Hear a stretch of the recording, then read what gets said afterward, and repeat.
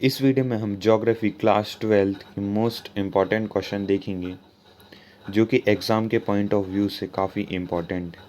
ये हमारा पार्ट 1 नहीं है, ये बुक फर्स्ट है। ये बात सुन लीजिए, हम जितनी भी वीडियो बनाते हैं तो एक चैप्टर के लिए केवल एक ही वीडियो होती है, चाहे वो कितना भी। आपने हिस्ट्री के चैप्टर्स में भी देखा होगा, हमने जो मोस्ट इम्पॉर्टेंट क्वेश्चन प्रोवाइड किए 10 से 11, तो उसमें भी केवल एक ही वीडियो में हमने पूरे चैप्टर कवर करने की कोशिश किया, क्योंकि हम आपका टाइम वेस्ट नहीं करना चाहते हैं।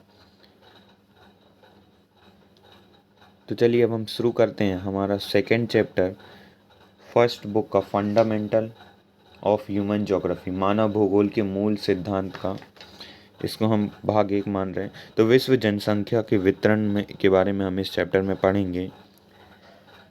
घनत्व और वृद्धि, विश्व जनसंख्या घनत्व, वितरण, घनत्व और वृद्धि। तो चलिए अब हम शुरू करते हैं इस चैप्टर को।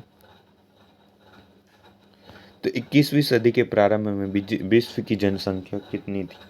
पहला क्वेश्चन यही पूछा गया था। इसमें हम प्रीवियस ईयर क्वेश्चन लेते हैं।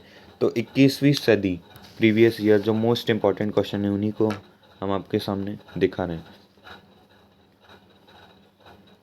21वीं सदी के प्रारंभ में विश्व की जनसंख्या कितनी थी? तो 6 अरब, लगभग 6 अरब, 6 अरब। इसको जरूर याद रखें, 21वीं सदी में विश्व की जनसंख्या 6 अरब थी। जनसंख्या वर्ग किसे, घनत्व किसे कहते हैं? प्रति इकाई क्षेत्रफल में निवास करने वाले व्यक्तियों की औसत जनसंख्या घनत्व। लोगों की संख्या, इसके अलावा एक और डेफिनेशन भी लिख सकते हैं, जैसे लोगों की संख्या और भूमि के आकार के बीच अनुपात जनसंख्या घनत्व कहता है। इसके अलावा यही सही डेफिनेशन है, इसको जरूर लिखें। प्रति इकाई क्षेत्रफल पर निवास करने वाले व्यक्तियों की औसत जनसंख्या को जनसंख्या घनत्व कहते हैं। विश्व की सबसे अधिक जनसंख्या घनत्व किस देश में, किस महाद्वीप में है? तो वो है अफ्रीका महाद्वीप में। नेक्स्ट क्वेश्चन है हमारा, जनसंख्या की वास्तविक वृद्धि की गणना कैसे कर सकते? तो उसे कहते हैं जनसंख्या वृद्धि। जनसंख्या वृद्धि जन्म माइनस मृत्यु, देन आवास माइनस प्रवास, इस प्रकार की जाती। किस महाद्वीप में जनसंख्या वृद्धि लगभग शून्य है? जो जनसंख्या वृद्धि दर है वो लगभग शून्य है, वो है यूरोप महाद्वीप। एशिया की जनसंख्या संबंध में जॉर्ज क्रेशी की क्या टिप्पणी थी? तो एशिया में बहुत अधिक स्थानों पर कम लोग और कम स्थानों पर अधिक लोग रहते हैं। एशिया में बहुत कम स्थानों पर अधिक लोग और अधिक स्थानों पर कम लोग रहते हैं। विश्व जनसंख्या की वर्तमान वार्षिक वृद्धि क्या है?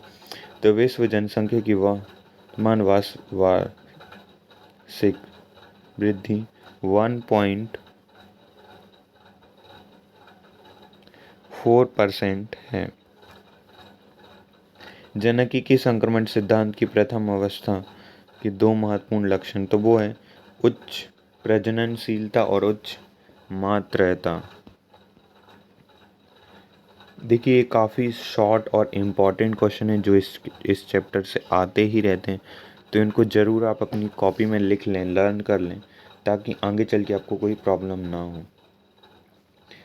अफ्रीका की सघन जनसंख्या वाली एक खनिज पेटी का नाम बताइए। वो है कटांगा, जम्बिया, तांबा पेटी। विश्व में किस देश में वृद्धि दर सर्वाधिक है? तो वो है लाइबेरिया, इसमें 8.2% है। आप सोच सकते हैं विश्व में किस देश की वृद्धि दर सबसे कम है? तो वो है लातविया। विकासशील अफ्रीका देशों में जीवन प्रत्याशा कम क्यों है? तो इसके पीछे कुछ कारण है, HIV, एड्स जैसे जानलेवा बीमारियों के कारण। आई होप आपको ये बिल्कुल शॉर्ट क्वेश्चन आंसर समझ आए होंगे और इन्हें लर्न जरूर कर लें। अब हम देखते हैं थोड़ी बड़े क्वेश्चन आंसर। जनसंख्या वितरण को प्रभावित करने वाले कारक, तो वो कई कारक हो सकते हैं। जिसमें प्राकृतिक, सांस्कृतिक, आर्थिक, राजनीतिक जैसे कारण सम्मिलित हैं। आप इन्हें लिख सकते हैं चाहे तो। इसके अलावा ये काफ़ी इम्पॉर्टेंट है। आप में से बुक में ढूंढते ढूंढते कुछ लोग परेशान हो गए होंगे, और जिसने ये वीडियो तक पहुंच गया होगा वो काफ़ी आसानी से इसको लिख पाया होगा, क्योंकि ये बुक में बहुत खोजी, बहुत ढूंढने के बाद ये मिला है। ग्रामीण क्षेत्रों में, मतलब इसको पॉइंट्स बनाने में बहुत ज़्यादा टाइम लगा हमें, हो सकता है आपको कम लगे, तो आप इसे कर सकते हैं। प्रतिकर्ष यानी पुश और जो पुल, पुश और जो पुल रीजन्स वो यहाँ पे बताए गए हैं, तो आप इन्हें यहाँ से देख कर सकते हैं आप चाहें तो ये थे हमारे इम्पोर्टेंट क्वेश्चंस। आप इन्हें ज़रूर लिख लें और ज़रूर से लर्न कर लें, ताकि आप आसानी से ज़्यादा मार्क्स गेन कर सकें। और ये जो डायग्राम दिए हुए ये बुक से लिए गए हैं, आपको बुक में मिल जाएगा। इसके अलावा ये एग्जाम्पल भी डायरेक्टली हमने बुक ही से लिया है। और ये तीनों अवस्थाएं, जनकिकी संक्रमण सिद्धांत और इसकी ये तीनों समस्याएं आप जरूर कर लें। तो ये थे हमारे मोस्ट इम्पॉर्टेंट क्वेश्चन। आप इन्हें ज़रूर अपनी कॉपी में लिख लें। पहले भी मैं कई बार बोल चुका हूँ। इसके अलावा हम हर चीज़ कंप्लीट करने की कोशिश करते हैं। तो आप सभी जानते होंगे कि 70 मार्क्स का टोटल आपका होता है 80 मार्क्स, जिसमें से टोटल यदि हम माने तो 100 में से ही दिया जाता है, जिसमें से 30 इंटरनल होता है। इसके अलावा 20 इंटरनल है, 10 मैप है। इसके अलावा 70 जो है वो थ्योरी है।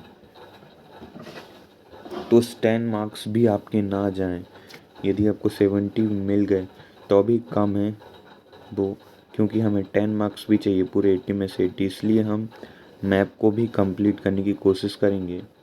तो ये थे हमारे क्वेश्चन, और इसके नीचे मैंने सॉल्यूशन भी दे दिया है। आप चाहें तो इसे देख सकते हैं या कर भी सकते हैं। ये हमारा सॉल्यूशन,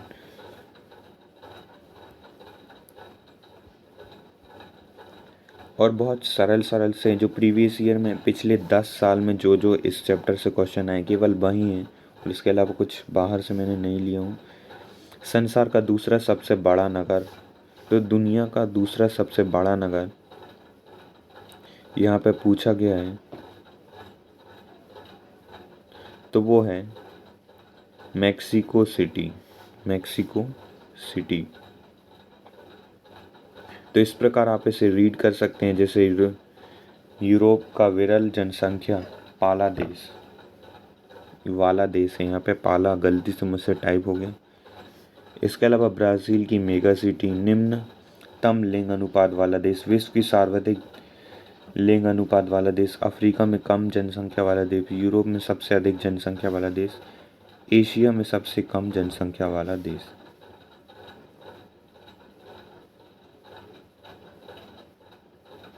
तो ये थे मैक्सिको सिटी है। सेकंड है नॉर्वे। आप पहले उधर से वो जितने भी हैं उन सबको लिख लीजिए, और इधर से आप मैच कर। एक्चुअली मेरे को वो सभी को इधर लिखना था, लेकिन ये मैप में पेस्ट होने में प्रॉब्लम हो रही थी इस पीडीएफ में। या तो मैं उन्हें लिख पाता या मैप पेस्ट हो पाता।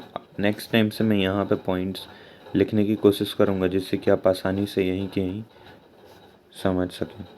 Rio de Janeiro, Germany, Norway, Latvia सबसे अधिक जनसंख्या। इसके अलावा यूरोप का सबसे एशिया का सबसे कम लिंग अनुपात वाला देश वो है संयुक्त अरब अमीरात। तो ये थे हमारे कुछ क्वेश्चंस। आप इन्हें चाहें तो कर ज़रूर लिख सकते हैं। ये बहुत ज़्यादा आपको लग रहे होंगे, लेकिन इसमें मैंने कंप्लीट चैप्टर को कवर कर लिया है।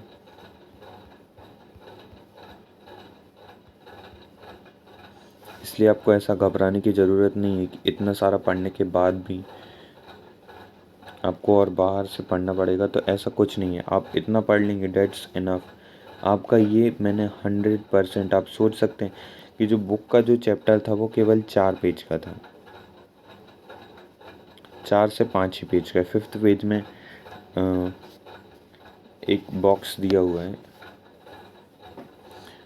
तो 4 पेज का पेज था। इसके अलावा हमने प्रीवियस ईयर क्वेश्चंस लिए हैं इसमें, और जो मोस्ट इम्पॉर्टेंट जिनके आने की संभावना है। एक्चुअली में हम प्रीवियस ईयर ही लिया है इस चैप्टर से।